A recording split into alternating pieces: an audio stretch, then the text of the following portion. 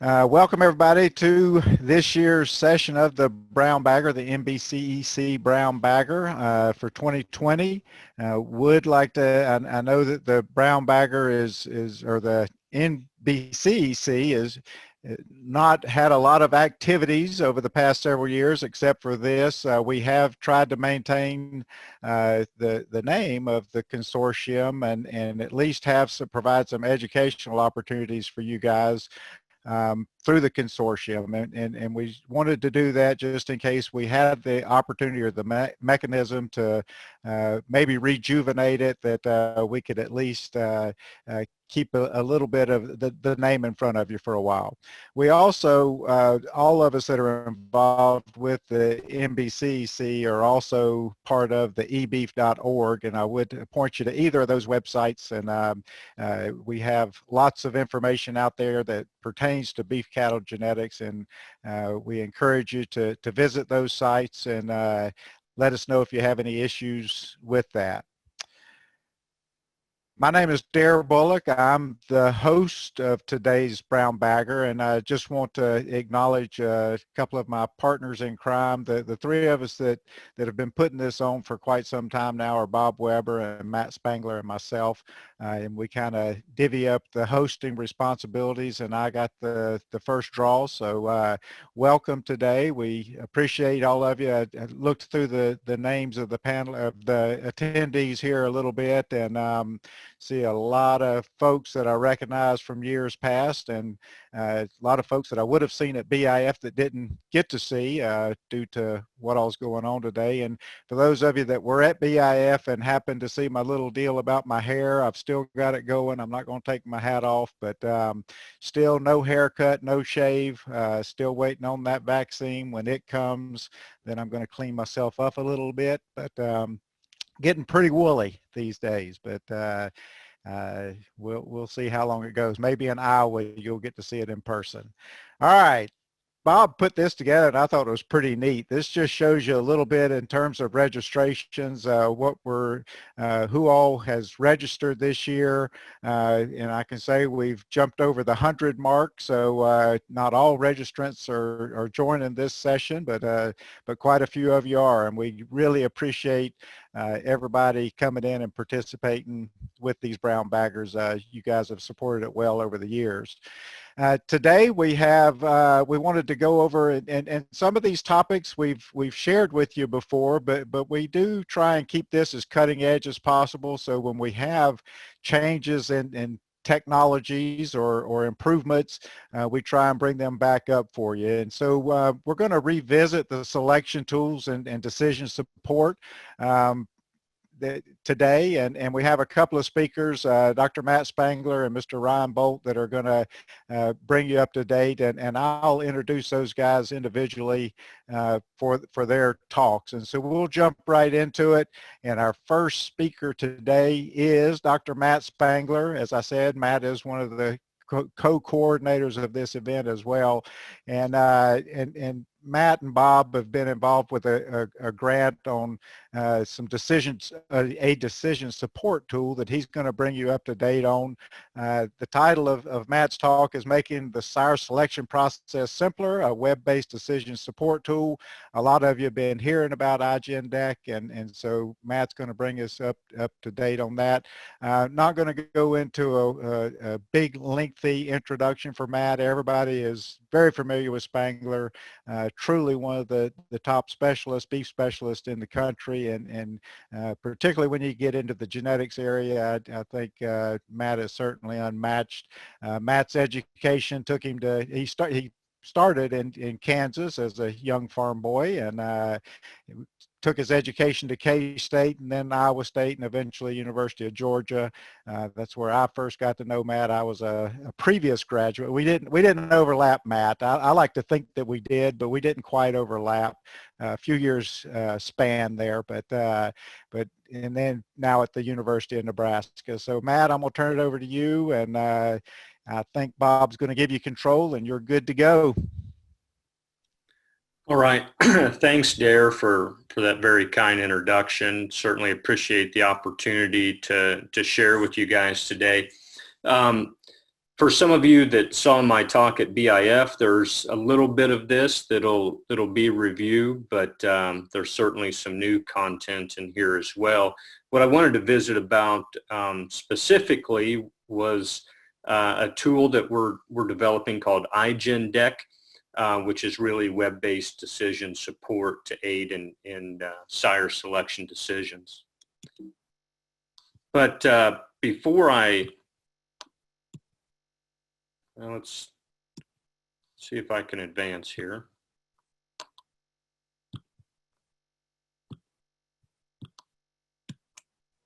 Okay, there we go. Before I go into detail about the specific project, I wanted to step back a little bit and maybe review the decision-making process in general when it comes to selecting a bull or bulls. And it really begins with developing a breeding objective that clearly identifies the sources of cost and revenue for a particular beef cattle enterprise. So we think about identifying the economically relevant traits, or the ERT, and then setting goals which are conditioned on available resources, which are land, labor, those kinds of resources that are available.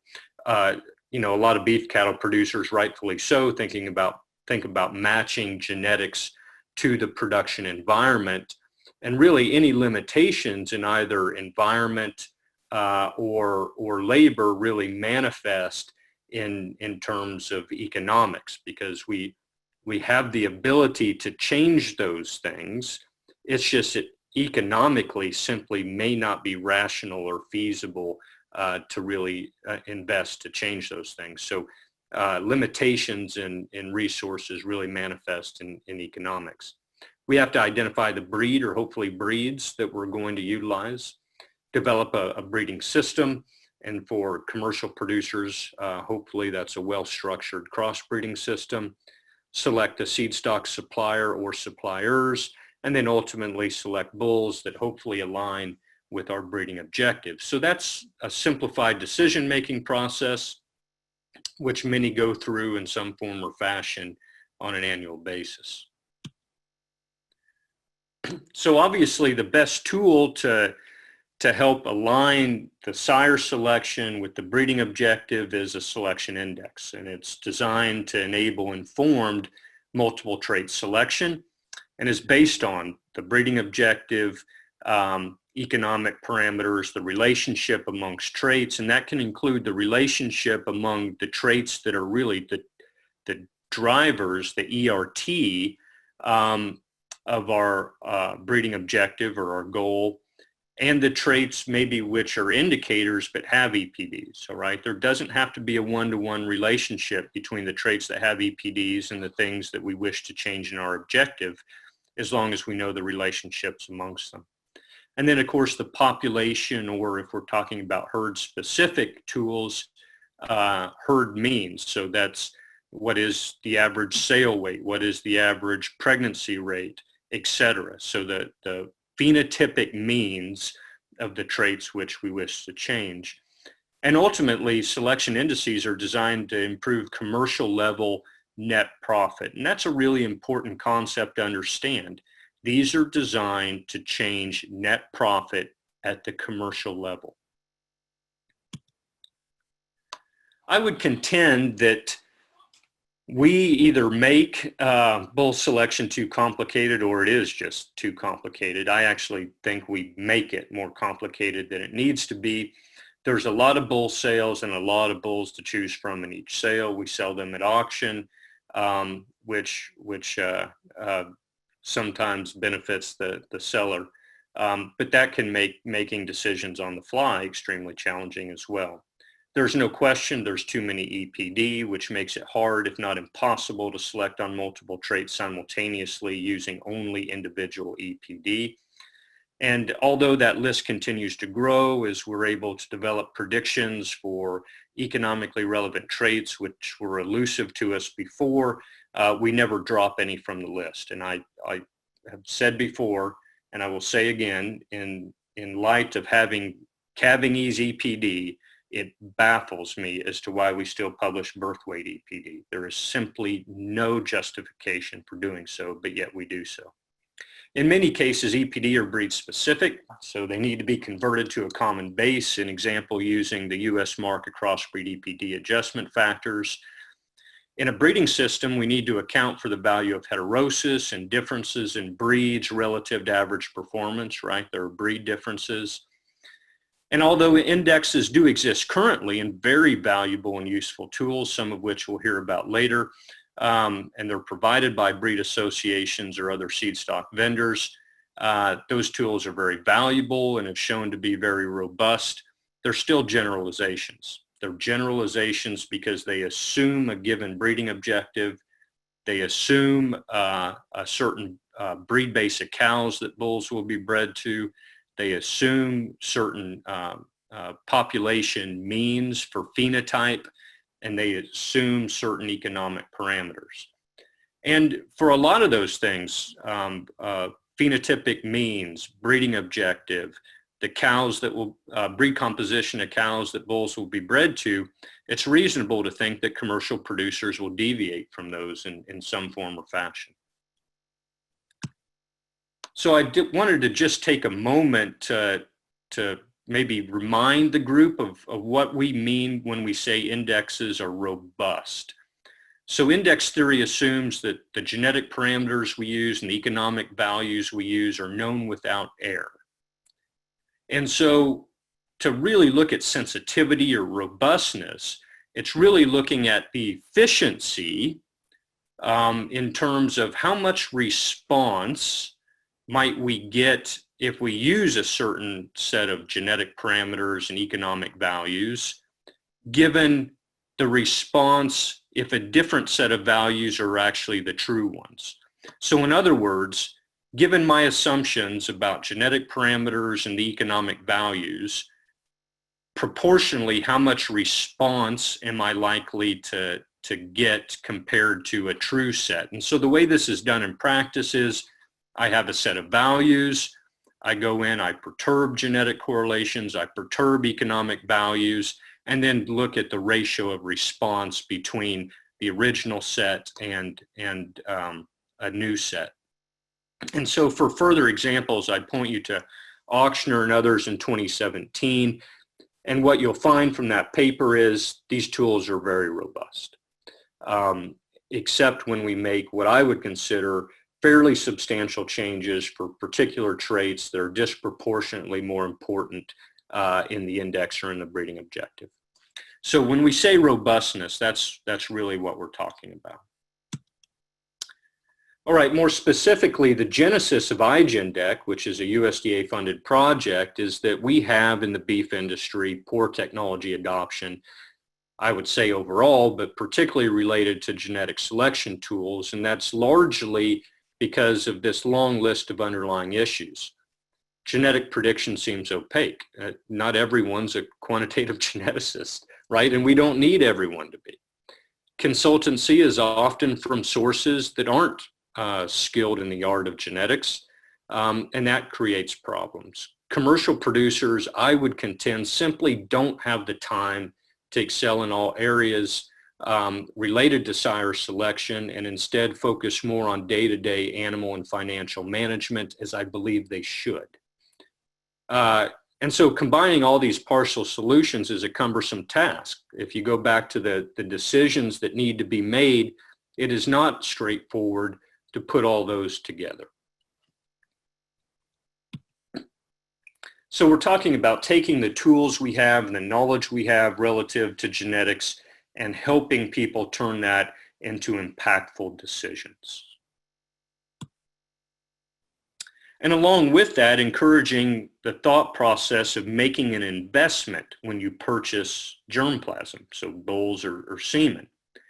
So producers face the problem of obtaining best bulls for their operation given their circumstances. So as a consequence, best becomes a relative concept. What is the best bull for me very well may differ from the best bull for somebody else because our breeding objectives differ, our resources differ, etc. Moreover, a less desirable bull may actually be the preferred choice if his sale price discount is larger than the differential in value between the two bulls. In other words, if the bull that is my top pick sells for more money than he is quote unquote worth to me, given my circumstances, then I'm better off economically choosing a different bull. I think that makes conceptual sense to everyone, but I might argue that's not the way most bulls are bought, right? So we need to think about a bull purchase decision as the capital investment that it actually is. And to do that, we have to somehow quantify the differences in net profit potential between them, given our unique circumstances. So that leads us to really what iGENDEC does, and that helps people develop a customized index based on their own input. So to build an index, we need variances and covariances, and we got those from literature, scientific literature values. Cost and revenue pricing, we can use user-defined values or industry averages. Breed information about the cows, user-defined. Phenotypic means, so either industry averages or again, it can be user-defined. Breeding objectives, those are user-defined. And then that information helps develop the weights applied to EPD for the index, and those EPD then are either uploaded by the user or perhaps a seed stock vendor looking to sell bulls, or through a secure API with participating breed associations. So it's a means of allowing users to help parameterize the development of their own customized selection index, which then can be applied to EPD from any bulls that they may have an interest in. So I wanted to provide, and big thanks to Bruce Golden, who's a team member on this, for providing some snapshots of an initial version of the user interface. And so this is what it looks like right now, iGENDEC. And so here's kind of a snapshot of the front page there. And you can see that somebody can go back to previous jobs or create a new job. Requires credentials, right? So a username and password, so that I can't, go in and start snooping around about what Darrh's index looks like, and what bulls he's thinking about bidding on, and value difference for him, right? So it's specific to me. And here's where really it becomes tangible, I think, to the user, is being able to begin entering specific things that are related to their objectives and their herd.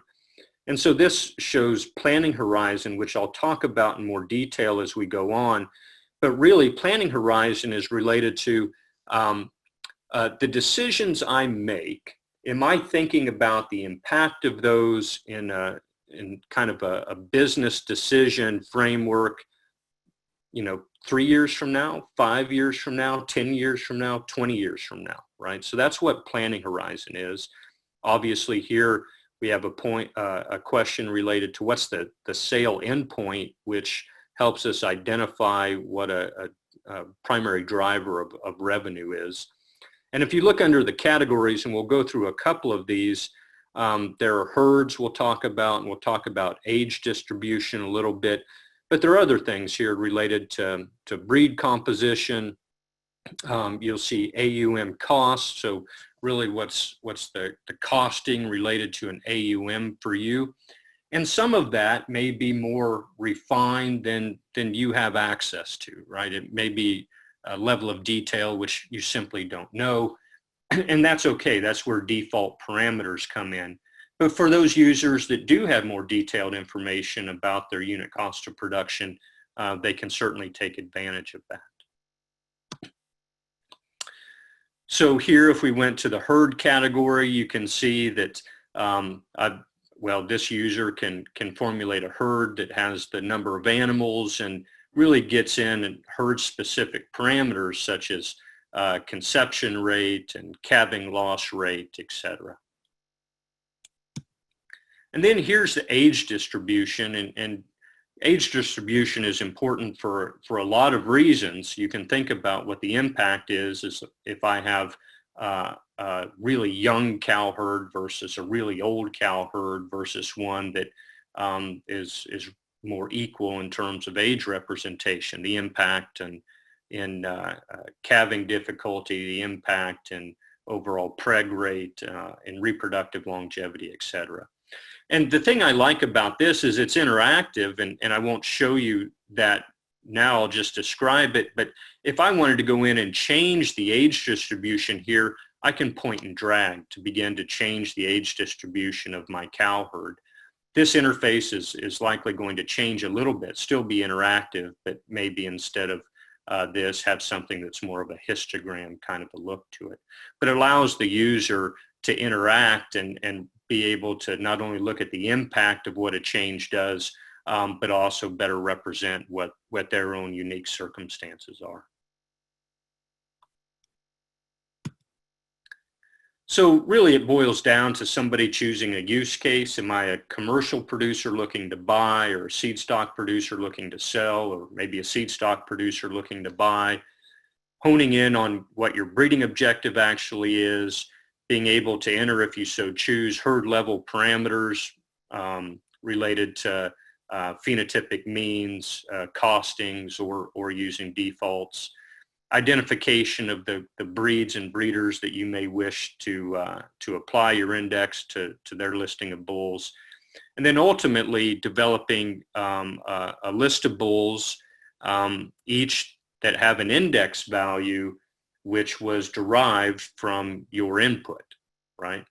So when people think about a customized index, they may think about the opportunity to say, I want trait A weighted 50% and trait B 40% and trait C 10%, right? That's a ad hoc, desired gains kind of approach. What we're talking about is a customized economic selection index that is optimized given your input, right? That's what we're talking about here. So some features, I'm kind of alluded to tiered layers of input, so something that would essentially be a generalized index all the way to somebody who knows reasonable unit cost of production.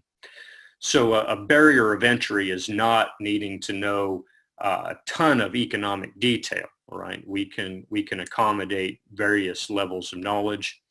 Discounted gene flow, and what I mean by that is, let's say I'm trying to improve sale weight, but I retain replacement females. Well, that bull selection decision I made not only impacted his sale-bound calves, but if I retain replacements, he continues to contribute, although at a discounted rate, through his daughters and his granddaughters that I retain. That's discounted gene flow. Discounted expression rate says weaning weight, an example, a change in weaning weights expressed with the first calf crop, but a change in stability or sustained cow fertility may not fully manifest for years to come.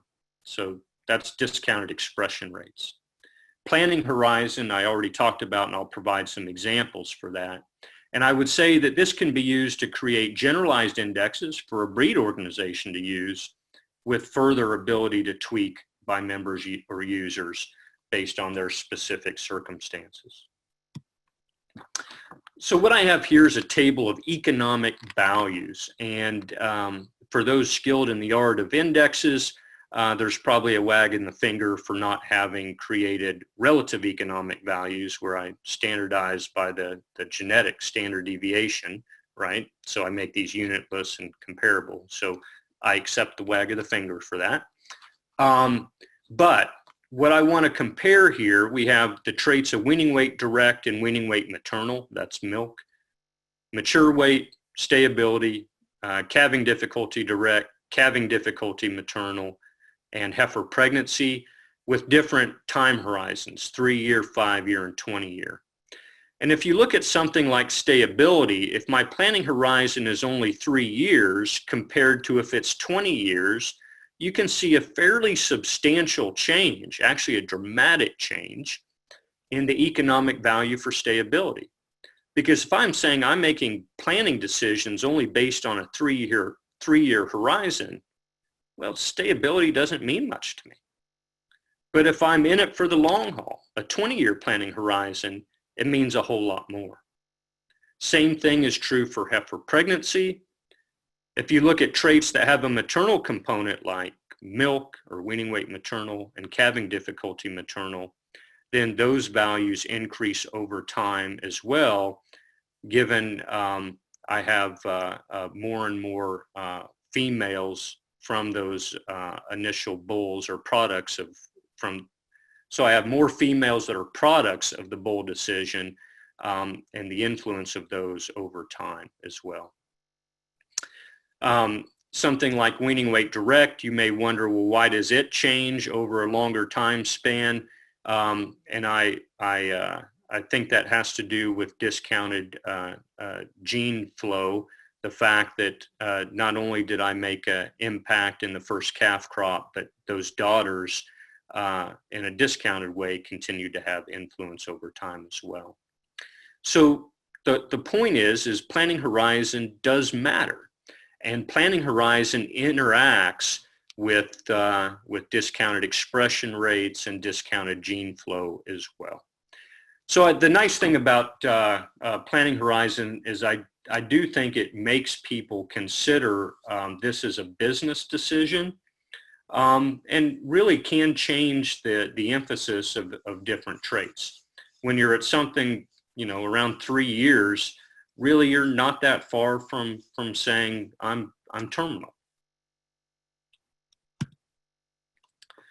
So where are we in the project? Well, our plan is to provide our advisory board, which Darrh is a member of, and others on this webinar are too, with a version of iGENDEC yet this calendar year. We really want them to test drive it and provide feedback, and then offer more general training of breed association staff, extension personnel, and producers in really beginning first quarter of 2021 would be our plans. And then after that time, hopefully be able to release something more broadly to the industry. So some very quick final comments. We didn't develop this with the belief that currently available indexes are so incredibly flawed they're of no value. That's not it at all. We just think that allowing beef cattle producers to take part in the creation of their own selection index has the potential to increase the rate of technology adoption. And the other thing we can do is we can contemplate the impact of heterosis, right? The decision of which breed of bull on different breeds of cows. We can also include and plan to include the U.S. mark, a crossbreed EPD adjustment factors directly in the background, so we can apply an index in a crossbreed manner. So it allows us to combine a lot of partial solutions, I think, to make the whole process much simpler to the end user. It also allows, and I think a big part of the customization is really thinking about what your herd level means are. And an example, you may be close to pricing discounts, thresholds. So maybe your hot carcass weights are over a threshold. And so as a consequence, continuing to increase that is not advantageous, whereas another producer may need to continue to increase it. So being able to take those things into account, I think, is beneficial. I'd like to thank the grant team members. I mentioned Bruce Golden, but also Larry Keene, Warren Snelling, Mark Tallman, and Bob Weber. Those are the formal grant team members, but I'd also like to acknowledge Scott Newman for his very valuable input in this process as well. And then, of course, thank our funding source here. So I'll go ahead and leave it there, and I'll leave it up to you, Darrh, whether you want to take questions now or go ahead and let Ryan go. Yep, I think I'd like to handle a few questions now while it's fresh, if that's all right. And you got a softball from Beth Doran. Is there a cost to use iGENDEC? That's a good question. So we're still developing and haven't released it yet. So that's one thing. It's not generally available. What we are still deciding is what is the best mechanism to fully release this. One is to just say, yeah, here it is, industry, go use it, and let's cross our fingers and hope that it's maintained in perpetuity. I think, and we think that that's doomed for failure. So what I would like to see is an entity that's engaged in genetic evaluation to pick this up, and if they then so choose, or multiple entities so choose to offer it for free, great. But I think it would be helpful if it were monetized, because then that allows money to flow back to generate changes as changes need to be made. That's not a direct answer, but that's the most honest answer I can give at this point. Nope, I think that's a good answer, because I think that's the thing about it. We've all been involved with softwares, I think, before, Matt, that if you don't stay on top of them, then they lose their functionality over time, and so having a revenue stream sounds logical to me. Yeah. All right, I've got one for you. That's the only one that's come through, and I feel free to, this one just dawned on me today, and I have opportunity to reach you through the advisory committee, but it just dawned on me, and I want to ask about it, and just tell me to shut up if you want to. When I'm looking at that impact of the planning horizon, and you look at a trait like weaning weight direct, why doesn't it, as you go further out, if anything, maybe even go the other direction? Because it seems to me like wean and weight direct on the bull you're buying today reduces in the impact it's going to have, say, at 20 years out, because then it's only going to be that maternal gene flow that's gone through. Am I missing something? No, I think I see what you're saying, Darrh, and the short and honest answer is I'd have to give that more thought. Although my gut says if generation interval is, let's just call it 5 or 6 years, there still is a lasting impact of the females that are retained. Yeah, I agree. And, you know, it really makes a lot of sense with those maternal ones, how it goes up. But that's the one that truly is kind of, and even the calving ease direct, because that's, you know, is tied up into the maternal component as well. I don't know, something we can think about anyway. No, it's a fair question, and that one probably deserves a little bit more digging into. I guess, you know, for take homes from that slide, what I want people to really look at is the maternally expressed traits. Certainly as the planning horizon is extended, they become more and more influential. Yep. No, I get that big time. It was the directs that were giving me a little more trouble. Yep. So thanks. Well, that's all the questions we have. Now, folks, if you have other questions for Matt, please put them in the Q&A, and Matt will stick around and we can catch those at the end as well. But in the interest of time, Matt, I think we'll move on to the next one and then see if some more questions come through. And really appreciate you bringing us up to date on iGENDEC. All right, Bob, I don't think I have control now, or it looks like I do. Am I keeping control? You must have figured something out. All right, good deal. So our next speaker is going to be Ryan Boldt, and Ryan, I think a lot of you know, is with the Red Angus Association, and he is the director of breed improvement there at Red Angus. And as I understand, Ryan, though, still working on your PhD, still a PhD candidate. It must be nice to have a full-time job and then just kind of play around with that PhD thing on the side. So Ryan's going to bring us up to date on some things that's been going on within Red Angus in terms of their indexes. And like I said, this is going to be kind of an update of where they are. They've just gone through some revisions. And so I'm going to turn it over to you, Ryan. Appreciate you joining us today and bringing us up to date. Yeah, no problem. Hopefully you guys can, I don't know if I have control right now. Yeah, you had to click on it, and then it should bring up those little Oh, arrows. there There we you go. go. Now we got her. Well, thank you for that introduction. And yeah, today I'll be talking about some updates that we're working on in terms of our generalized selection indexes that we offer to our members as well as their commercial customers. And so kind of before I begin, I really want to take the chance to thank the folks at Abacus Bio who we worked with in terms of these index updates. They've really helped us tremendously in terms of getting these updated indexes ready to go.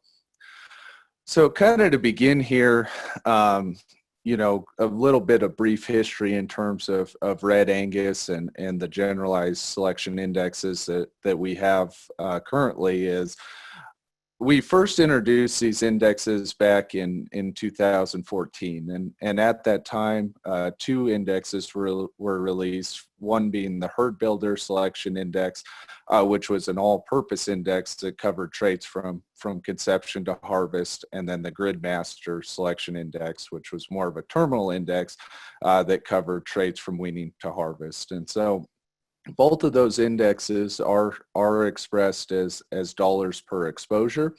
And here over on the right-hand side of the screen, I have what I'm going to refer to as importance graphs. And so essentially what these do, and I'll use them fairly frequently throughout this presentation, is it takes a group of input values or a group of input animals and kind of helps give a visual representation of the weightings that are applied to each of these different traits within that resulting index. And so it's not exactly, the pure economic weight, but gives you a better idea of maybe what some of the outputs look like or in terms of actual EPD profiles. So kind of as we take a look over those, we see our herd builder importance. There's a large emphasis here put on stayability.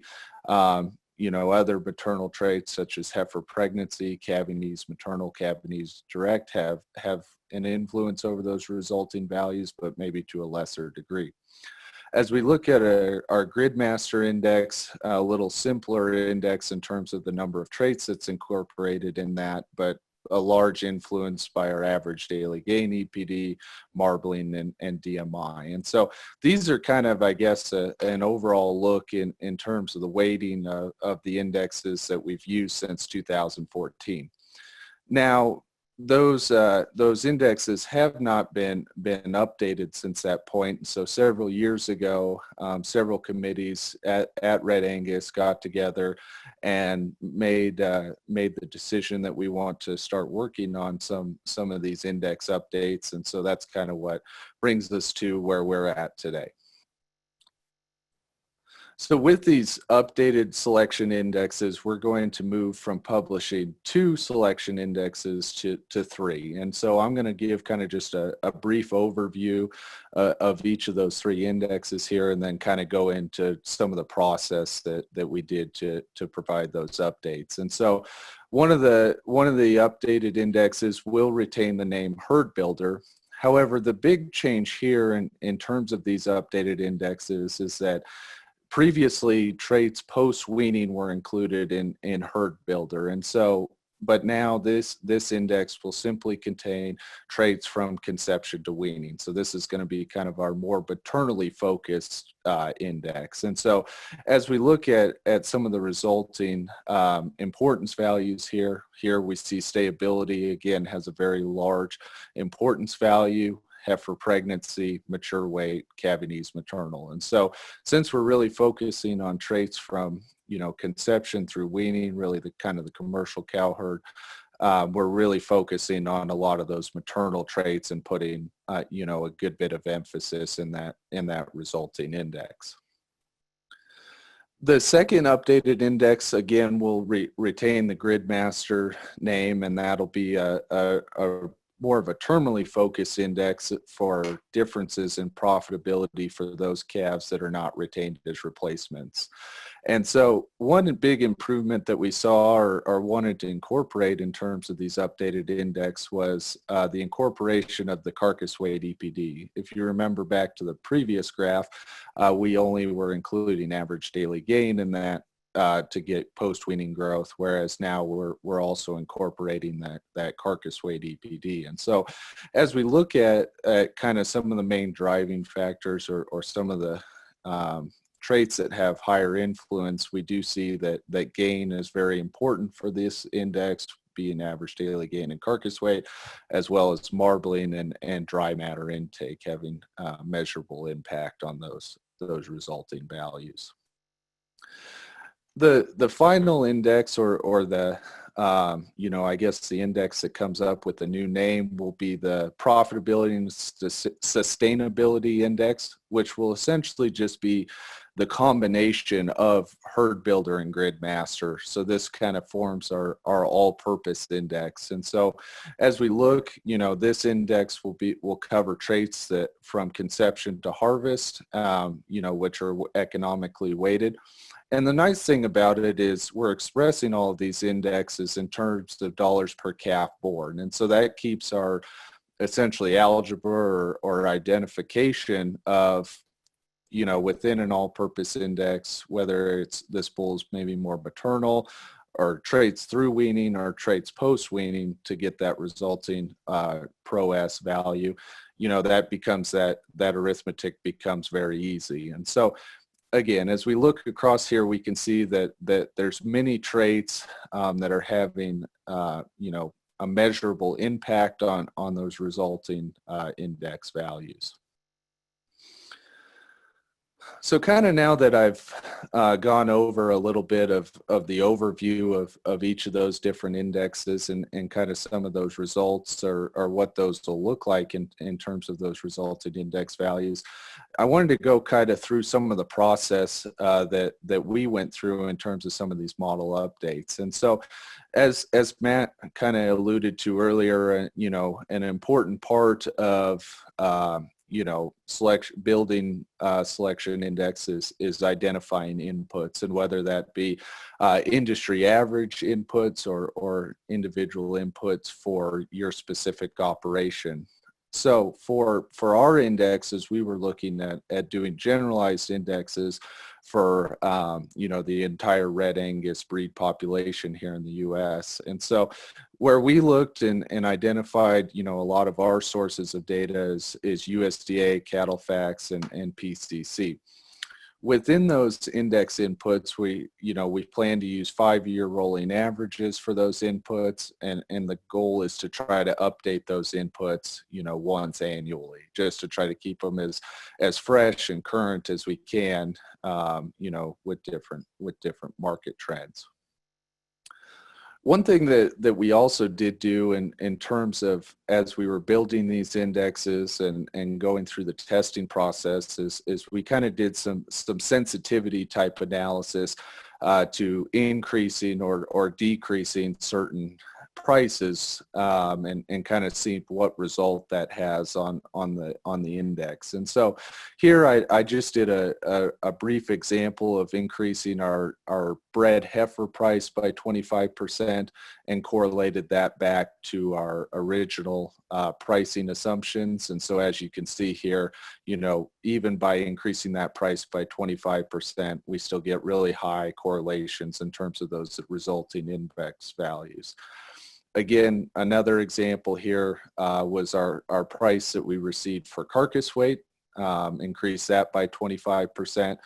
We do see, still here are that those correlations stay very high when we make a change to that modeling input. And then my third example here is by increasing both of those prices by 25%. And so, really the take-home message here, I guess for me, is that as we look at these results and people may have, some differences in terms of what their specific inputs are, generally we're going to see that those resulting index values are very similar. And until we get to the point where we're really pushing, maybe individual inputs to a high or unreasonable level is where we see maybe some of these correlations start to come down a bit. The other part that we incorporated into some of our index updates is the use of nonlinear economic weights within those indexes. And so within our updated indexes, we're going to use nonlinear economic weights for cavities, traits, milk, and then our carcass weight, or our carcass traits as well. And I'll go through a couple of examples of some of those nonlinear parameters and how we arrived at those.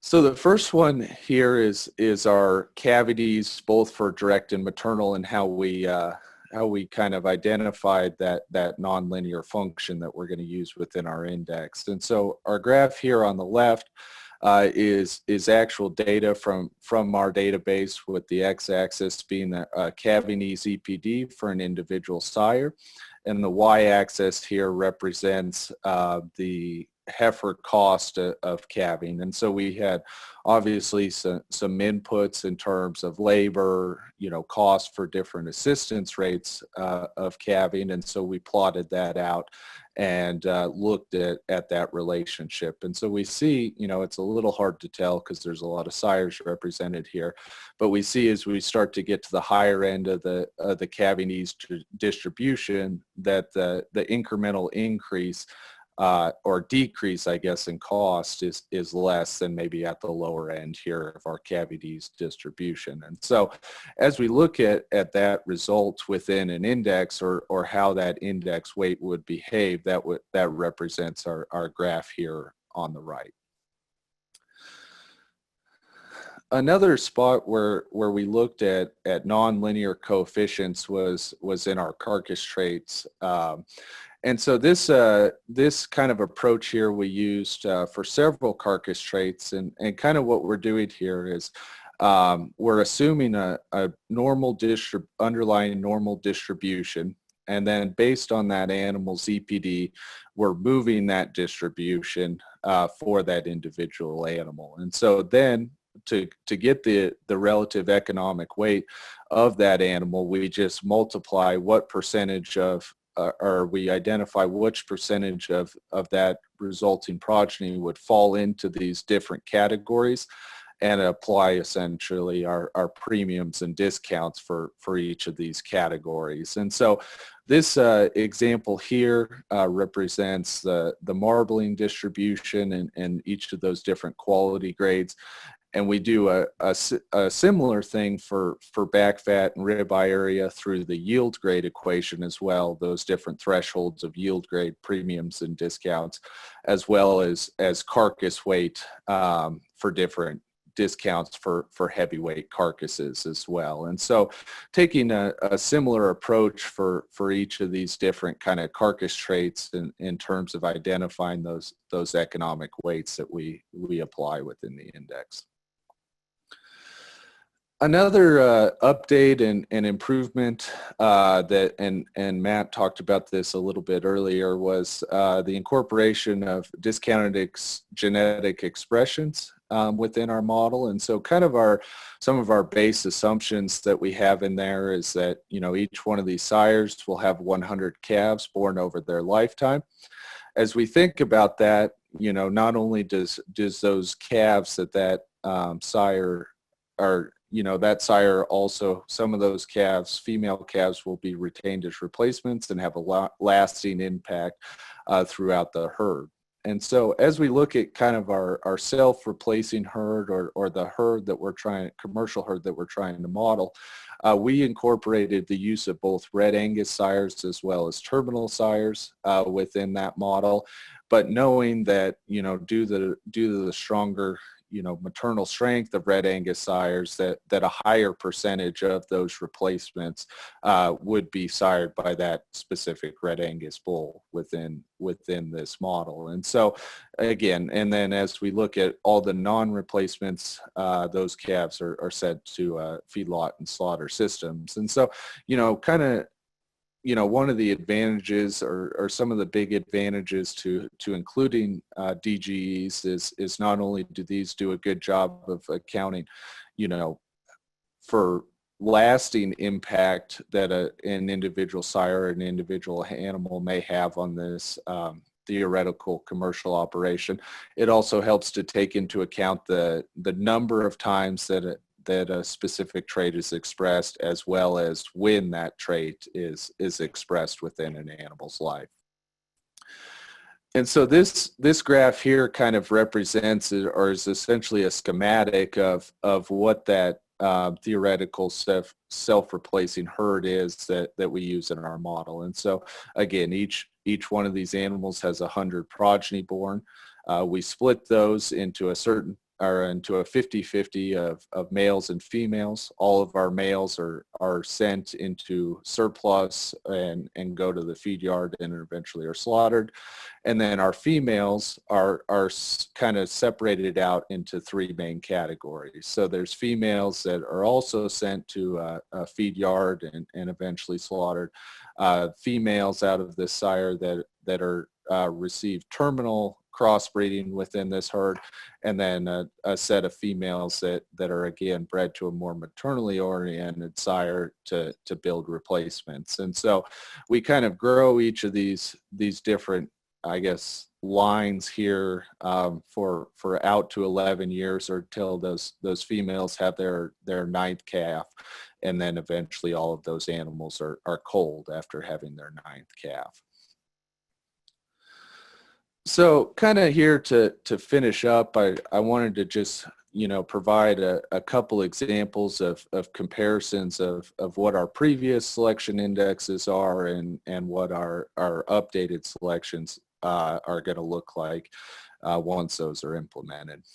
And so one of the things that I thought was really interesting or really looked at in terms of these updates is kind of within our ProS or our updated all-purpose index, what is the resulting importance of those traits that happen from conception to weaning and those that have kind of post-weaning to harvest. And so as we look at kind of our previous index, we see that a large percentage of those or the importance values within that index were driven by traits happening from conception to weaning, with probably, as we saw from one of the first slides, stayability being the most dominant within that. And then we had a much smaller percent of those traits occurring during the post-weaning and harvest phase. With the updated index, we see, a much more, I guess, 50-50 split, among those different traits occurring from conception to weaning, as well as those from post-weaning to harvest. Another graph that we can look at here to kind of see differences among those indexes and maybe are some of our results by selecting on some of those different indexes is our response to selection graph. And so what this graph essentially represents is what the expected change in EPD value would be on average, given that one standard deviation of improvement was made within that index. And so within this bar chart, the dark blue line represents our previous herd builder index. The orange bar here represents our previous grid master index. The gray bar represents our updated herd builder index, which is traits from conception to weaning. The yellow bar represents our updated grid master, which is our post-weaning traits. And then our ProS is our all-purpose index.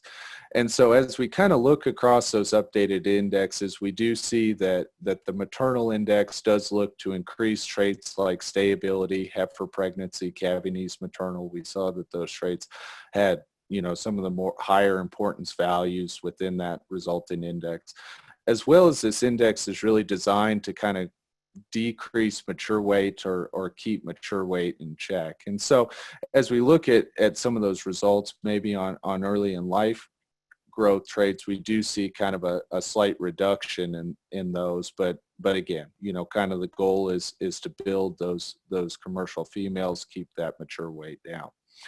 As we look at the updated Gridmaster Index, obviously, looking at traits that happen during the feedlot and harvest sections of our industry, we do see that we put a strong emphasis on increasing growth within those indexes, as well as increasing carcass weight.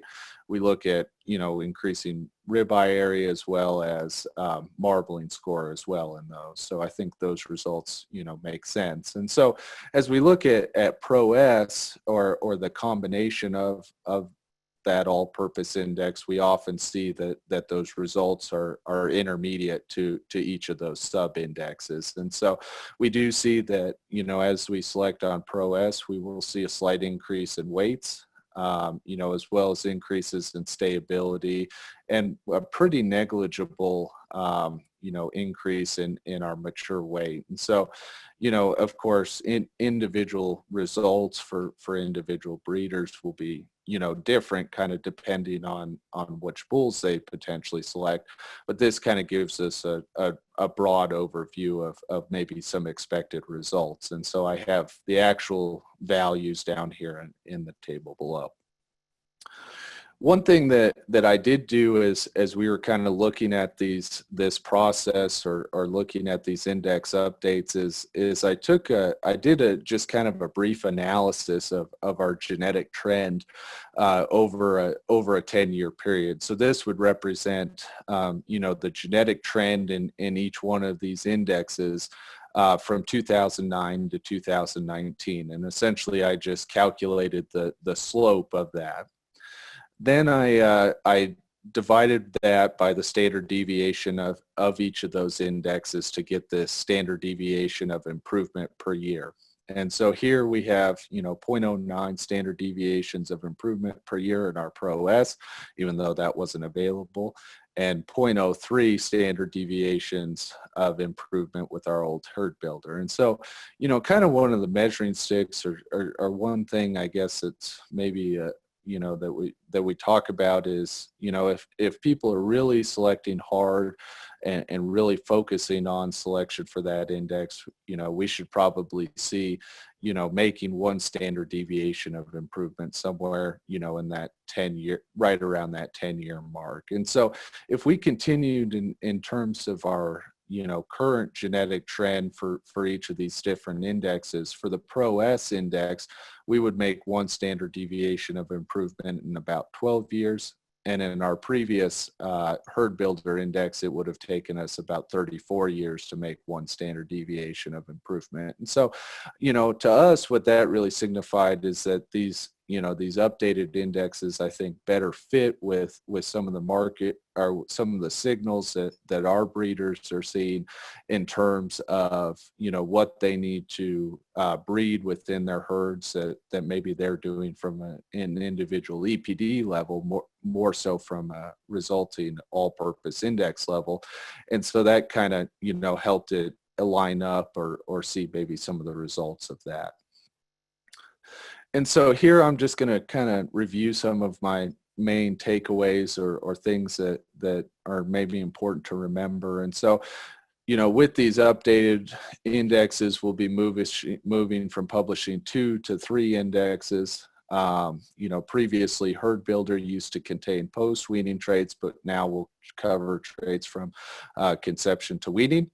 We'll see an updated influence of traits that occur post-weaning to harvest within our resulting all-purpose Pro-S index.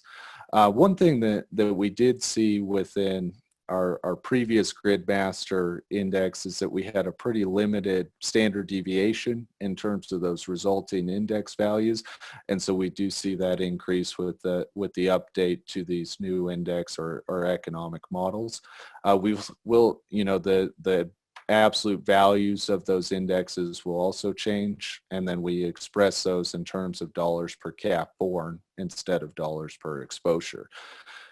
And so I know that I covered a lot of ground there in hopefully an adequate amount of time. So I guess with that, I'll leave it open for any questions. Thank you very much, Ron. That was fantastic. But we do have one question that's already come in, and Beth Doran asked if you could define PCC. Yeah, so that's a feedlot analytics group that we worked with to get some of those inputs for some of the feedlot parameters.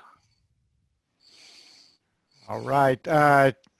Will anybody, if you have any questions, please put them in the Q&A. And I have a question. First, I have a comment. Ryan, I want to compliment you guys. You've done two things that I greatly appreciate. One is that maternal index. I've been arguing, particularly for us on the eastern side of the U.S., that that's extremely important. So I appreciate you guys implementing that one. The other is the nonlinear functions that you've put in there. I really I've been kind of arguing that point for a while too, and I'm pleased to see you guys got that put in there. For the question, have you guys looked at the correlation between the new herd builder and the new all-purpose index? And the reason I'm interested in that is a lot of folks will argue that if you use the all-purpose index, that it's robust enough that it could work as a maternal index. So have y'all looked at that correlation?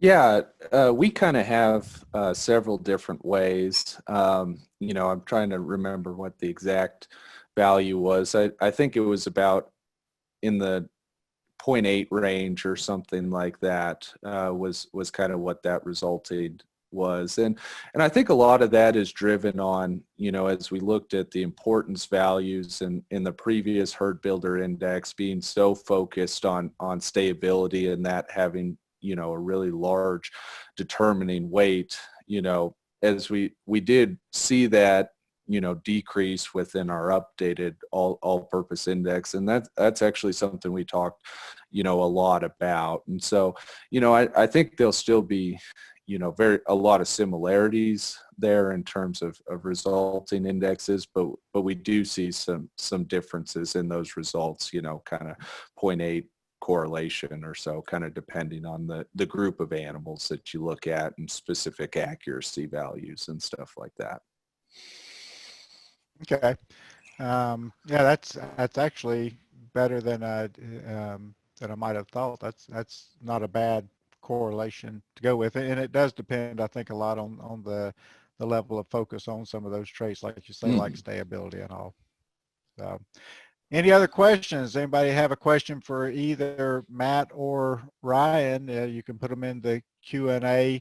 Matt, if you're still available and can unmute, I actually had a question. I was curious about the nonlinear aspects of iGENDEC, and also I think you mentioned it, but just the aspect of incorporating heterosis, like if somebody was comparing breeding their Angus versus a pure Simmental to a herd of predominantly Angus cows, does that reflect as well? Yeah, so your second question about heterosis, yes. So a simple way to think about it is if all things are equal in terms of additive merit or EPD merit between a Simmental and Sim Angus bull in your example, and the cow base is predominantly Angus, then the Simmental bull is going to provide more net profit potential simply through added heterosis, and so yeah, that's built in. The non-linearity is interesting. So for a customized index, if we think about the economics of moving from whatever, pick a 1,050 pound hot carcass weight to 1051. So between any 2 points, the profit equation is linear, right? It can't be nonlinear. So if it's customized to a producer, then if the producer uses it every year and updates their means, they're always in a linear context. But for something that's generalizable across a wide array of producers, then nonlinearity makes some sense. Right. Good. Any other questions? Not seeing a whole lot come through. Another one for Ryan, and then if we don't have any more from the audience, I'm going to let everybody go. But Ryan, did I understand that these indexes have not been released yet? If I am correct about that, what is the expected release? Yeah, that's a good question. So they have not currently been released. We're working on the implementation process currently. You know, it always amazes me how many spots we have EPDs in our database because they're so important, but working through all that. But our goal is, you know, to have those out by the end of October at the latest is kind of our goal. So hopefully sooner than that. All right, good deal. Well, folks, I'm not seeing any activity in the Q&A part, so I believe I'm going to call us quits, but I do want to bring your attention to the screen that's up now and realize we're back next week, and Dr. Bob is going to be your host, and we're going to take a big 180 turn, Bob, and